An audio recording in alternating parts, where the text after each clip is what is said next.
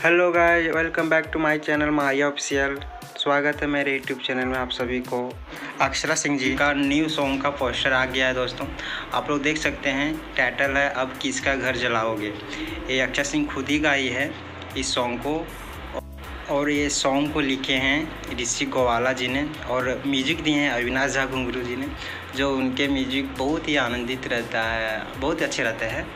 और जो इसका कोरियोग्राफर किया है उसका नाम है आर्यन देव है, और बहुत ही बेहतरीन वीडियो बना है दोस्तों। आप लोग देखिए, बहुत जल्द ये सॉन्ग आने वाला है और ये सॉन्ग आएगा अक्षरा सिंह के अपने ऑफिशियल चैनल पे आएगा, और बहुत जल्द ये गाने का अनाउंसमेंट भी होगा। उस वक्त आप लोग को बताएंगे कब आने वाला है वीडियो, तब तक देखिए वीडियो को। और मैं आप लोग, अगर वीडियो आप लोग को पसंद आई हो तो प्लीज़ लाइक शेयर सब्सक्राइब ज़रूर कीजिएगा, और अपने दोस्तों को शेयर कीजिएगा इस वीडियो को, और ज़्यादा से ज़्यादा सपोर्ट कीजिए। और मैं इतना कोशिश करता रहूँगा कि आप लोग को अक्षरा सिंह का जो भी न्यू प्रोजेक्ट आया मैं आप लोग के सामने लाता रहूँगा।